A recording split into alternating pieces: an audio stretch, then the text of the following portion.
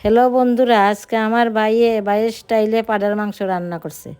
এখন কড়াই মেজে তেল দিয়ে পেঁয়াজ সম্বাস দিয়া লাইছে। পেঁয়াজটা এখন লাল লাল ভাজা হয়ে গেছে।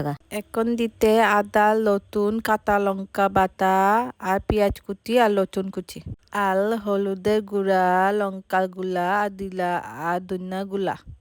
মশলাটি মাইকা কড়াই মেজে দিয়ে একটু ভাজা লাইছে। মশলাটা ভাজার পরে মাংসটি দিয়ে লাইছে। উমা মাম্মা দিকে অতলামান তো দিয়া লিতে মানে পরিমাণ মতন লবণটা দিয়ে আলু দিয়ে দিয়ে লাইছে। আলু দিয়া মামা ভালো করে নাইন্দা দিয়া দিতে। মানে মাংসটি কষানো লেগে একটু ডাকিয়া দিয়ে লাইছি। ডাকনা খুললা গোটা রসুন দিয়ে লাইছে। তারপরে মামা গুতা পেঁয়াজও দিয়া দিতে।